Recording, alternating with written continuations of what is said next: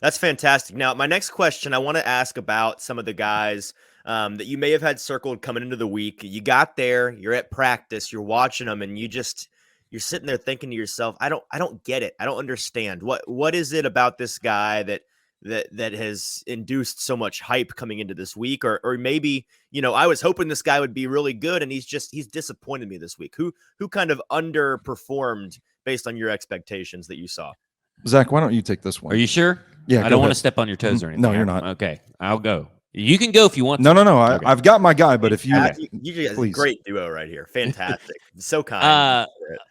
I'm gonna be the one guy, well, maybe besides Stoney, that goes against the grain and pushes back on the narrative of this particular player, and that's Luke Musgrave.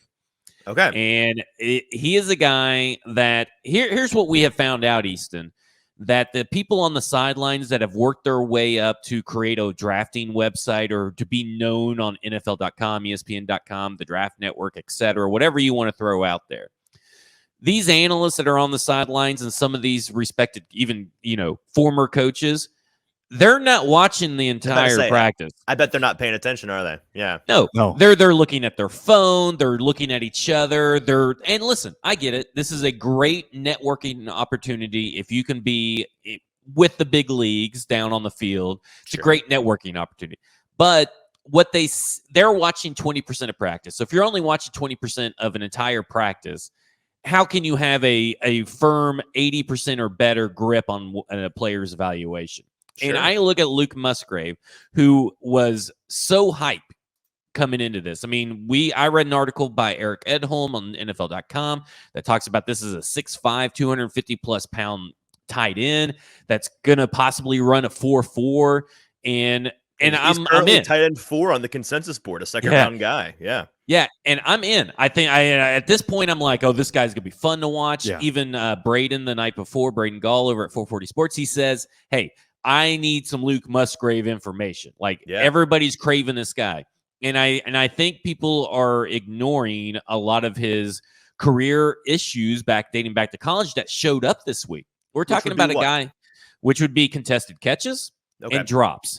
Okay. And that Pitt linebacker that you were talking about in the Tyjae Spears juke glitch into the fourth dimension. He bodied this kid, last name Dennis, bodied first day Luke Musgrave to get an interception. And this is what I'm talking about. He had 3 or 4 drops day one. He has injury concerns on top of that. Day 2, more drops, more contested catches that he couldn't get to.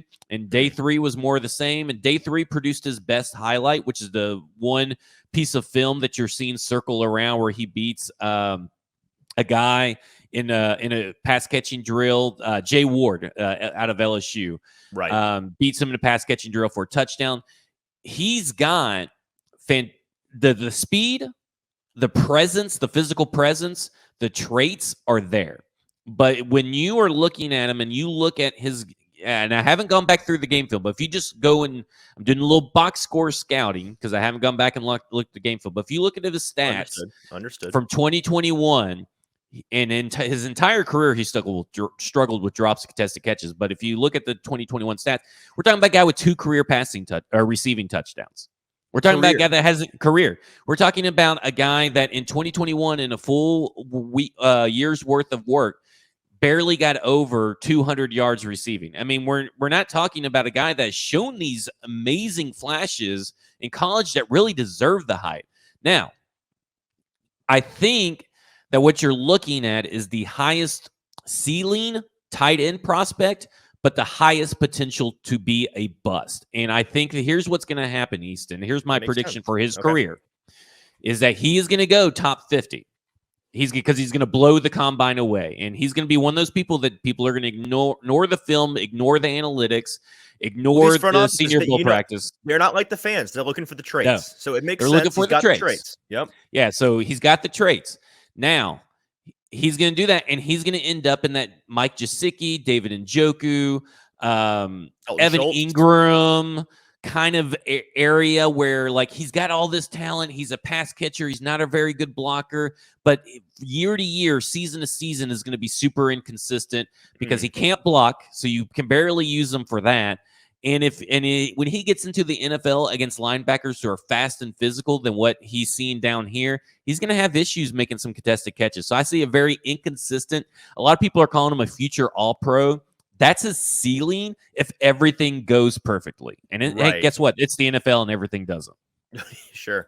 Yeah, no, that's a fascinating one. And I think that you did a good job encapsulating that element of a lot of these guys who, have a draft website or are a revered draft expert. Like they do a lot of this, not box score scouting, but they're kind of selective in their Senior Bowl coverage in that way. And, they're the kind of guys when they're watching 20% of the practice, they're going to catch that one clip of him making a nice catch and a nice move. And that's going to be what's circulated. And it's going to kind of contribute to the group think, the momentum that he has coming in. And that momentum is spurred by those traits. And so that is a fascinating one to see.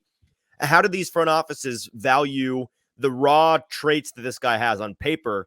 He fits the bill in almost every category, but his actual production, both on the field in his college career and things like the Senior Bowl, as well as potentially the Combine, we'll have to see, maybe didn't quite live up to that. So it makes for an interesting conversation in that way. Stoney, did you have somebody that you found a little bit underwhelming? Absolutely. And I am sticking with the theme of the traits not necessarily projecting to production here. I'm going to look at edge rusher Andre Carter II, 6'6", 252 pounds. He's a fringe first round guy. I've seen some people put him firmly in the first round. I don't necessarily see it. I was excited to watch him this week because it would be kind of an upgrade in level of competition. He's got a big, lanky, long frame, and somebody is still going to roll the dice on him as a prospect because of the size and the traits. He gets bodied by DeJuan Jones, and all week I just noticed that he's kind of an awkward mover to have the frame that he has. He's not very smooth. He's kind of clunky running the individual drills. He slipped a couple of times where, another guy like Nick Hampton that showed up this week is sinking his hips. He's getting around the tackling dummies with ease. Andre Carter II, the only one that I noticed that was really slipping and falling in the individual drills. And it just didn't really translate to the 11-on-11s either. His traits, I should say, didn't really translate to the 11-on-11s either. I kind of noticed him with an inability to shed blocks. He was taken away from plays pretty easily. So I came away from this thinking project edge rusher at best because of his size, but he still has quite a bit of work to do before I think he's a surefire NFL edge rusher.